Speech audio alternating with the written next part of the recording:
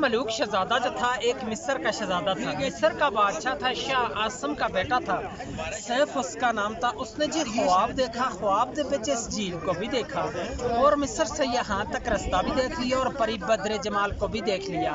तो सुबह उठ को उसने अपने बाप से बताया कि ए बाप, मैंने रात को एक झील देखा और परी को देखा, परी पर आशिक हो गया, अब मुझे परी कैसे मिलेगी।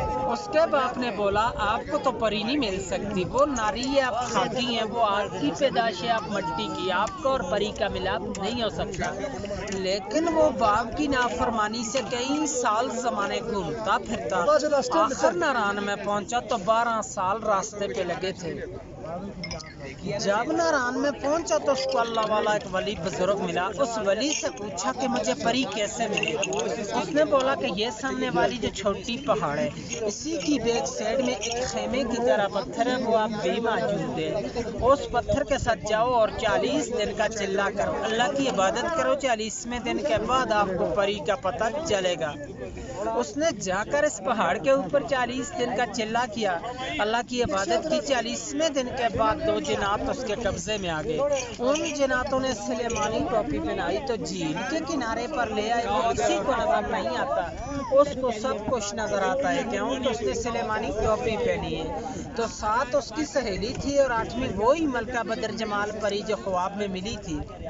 इस झील में नहाने के लिए आई कोएकाफ से। कोएकाफ जो है रूस के पास है, चेचनिया की तरफ है, रशिया में।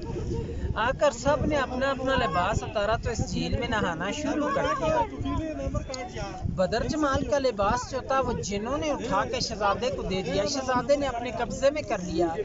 दूसरी सहेलियां लिबास पहनकर चला गई तो बद्र जमाल अकेली रह गई, वो जा नहीं सकती थी। शहजादे ने उसको अपनी चादर पहनाकर नीचे नारान की तरफ ले गया, पर जो थे वो छुपा लिए। जब नारान में पहुंचा तो दूसरी सहेलियों ने जाके देव सफेद को बताया। देव सफेद जो था परी काश्य के मजाक मालक था कि परी हमसे जुदा हो गई है, पता नहीं है झील के अंदर डूब के मर गई या किसी चीज ने खा ली। बाहर की बात नहीं बताई कि शहजादा। देव ने आकर गुस्से के साथ अपनी एड़ी लगाकर यहाँ से सारे झील को तोड़ दिया, खारिज कर दिया कि शायद मेरी परी का पता चले। तो पहले ये आगे से सारा बंद ही बंद था, बहुत बड़ा एक तालाब झील था और छोटी गरवडी के पीछे जो गेल जा रहा वहां से पानी का रास्ता चलता था। देव ने यहाँ से तोड़ दिया। तूफान गया नारायण के पास, तो परी और शहजादे दोनों ने दुआ मांगी कि अल्लाह में बचा, तूफान आ गया। अल्लाह की कुदरत से एक सुरंग बन गया, दाएं साइड से भी तूफान गुजर गया और बाएं साइड से भी। परी और शहजादा दोनों बच गए। सुरंग आप भी मौजूद है नारायण में, सैफर मलूक होटल से 5 मिनट का रास्ते जाके देव 5 मिनट के रास्ते जाके देख सकते। और देव ने गुस्से के साथ यहाँ से एक और छलांग लगाई तो देव सही में लगा, देव का सांस चला गया परी के सदमे से। उसी सुरंग से परी को लेकर शहजादा शहर मिस्र को चला गया। शहजादे का नाम था जी सैफ। मलूक तब कहते हैं कि यहाँ दोनों की मुलाकात हुई है, इसलिए इस झील का नाम मशहूर की सैफर मलूक झील और इसकी दास्तान बनी है। फिर इसके ऊपर लोग आने शुरू हुए। उस वक्त इंसान की आबादी यहाँ पे नहीं थी, को काफी परेशान था, परियों का देश था। और आप इस वक्त 10,500 की हाइट पे खड़े हैं 27 समंदर से, बस समुद्र इसकी 17,500 फुट हाइट है। 7,000 यहाँ से ऊपर है, लेकिन आज दिन तक इस पहाड़ी को किसी ने सर नहीं कर सका। इसके अंदर सोने की मैसियत है, परियां इबादत करती हैं, जो बंदा भी जाते हैं उसको गिरा देती हैं। 98 का वाक़या राशिद भट्ट लाहौर का एक बंदा था, वो कहता था कि मैंने इस पहाड़ को सर करना है। लोगों ने उसको मना भी किया था, लेकिन वो चला गया।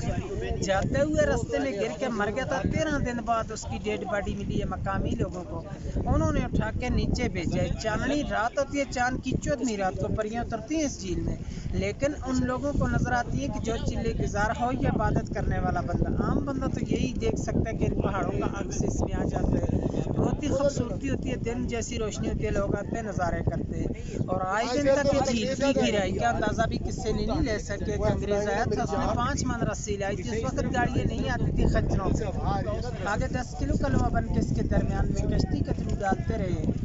रस्सी चलते चलते ख़त्म हो चुकी, लेकिन इसकी गिराई का अंदाज़ा नहीं कर सके। 5.5 किलोमीटर इर्द गिर्द 600 कनाल रकबे में ये सारा झील है, इसकी गिराई का कोई अंदाज़ा नहीं।